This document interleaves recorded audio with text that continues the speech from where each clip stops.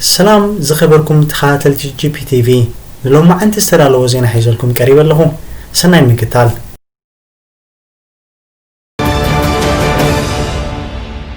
مجمرت هارستات زينا امونغو منغسي ኢትዮጵያን ወኪል حورات መንግስታትን ለስደተኛት ሓገዝ ከቅርቡ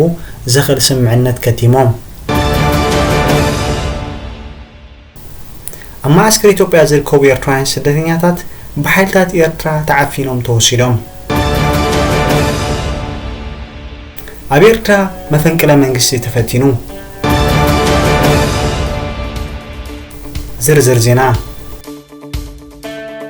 አሙንጎ መንግስት ኢትዮጵያን ወኪል حورات መንግስታትን ለስደተኛት ሓገዝ ከቅርቡ ዘኽል ስምዕነት ከቲሞም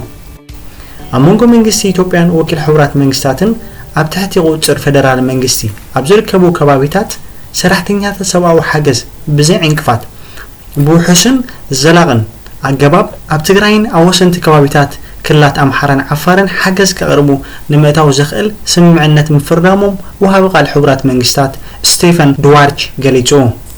ቤት ምኽሪ ስደተኛታት ኖርዌይ ውን እተስምዕ ከም ዝሕጎሶን ብምግላጽ እቲ ምእታው ሓገዝ ናብ ኤርትራውያን ስደተኛታት ዝዕቆቡሉ ከባቢ ክፍቀድ ኣለዎ ኢሉ ኣብ ኢትዮጵያ ዝርከቡ ሰብኣዊ ሓገዝ ዘቕርቡ መሻርክትና ብሓባር ምስ መንግስቲ ኢትዮጵያ ምስ ኩሎም ናይ ግጭት ኣካላትን ኣብ ዝርብና ንርከብ ኢሎም እቶም ወሃቢ ቃል ረድኤት እጻዕና ማካይን ናብ ትግራይ ከኣትዋ ንዘለዩ ስድራቤት ሓገዝ ንምቕራብ ጥንቅቕ ይጽብያ ኣለዋ ሕጽረት ምግብን መድሃኒትን ካልኦት ረድኤታት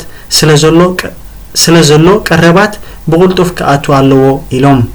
ንሶም ብምውሳኽ ኣብ ትግራይ ኣብ ወሰንቲ ከባቢታት ክላት ኣምሓራን ዓፋርን ኣብ ጥቡቕ ድልየት ዝተመስረተን بعالم لخاوي درجة بتحلم سماعات كمون بنتصنت بزي أدلو كسرحو إيو إلوم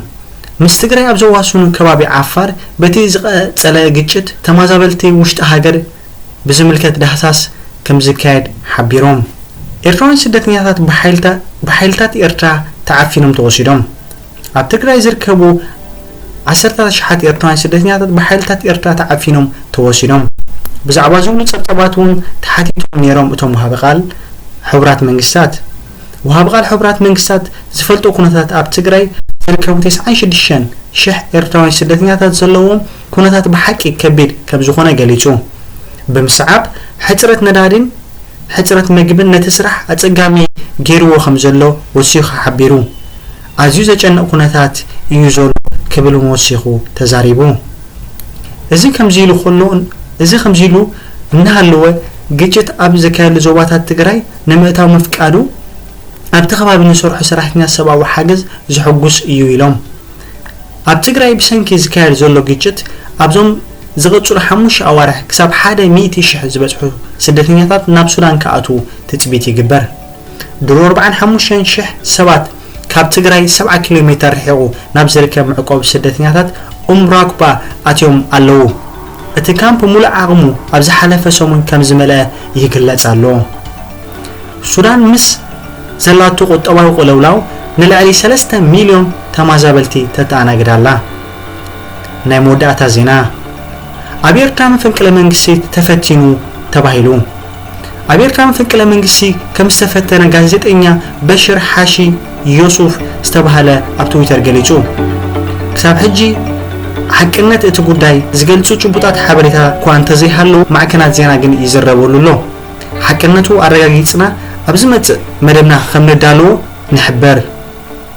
ብጽሞና ስለስተኻታተልኩምና ነመስግን ኣብ ቀጻሊ መደብና በኻል አርእስቲ ክሳብ ንረኸብ ሰላም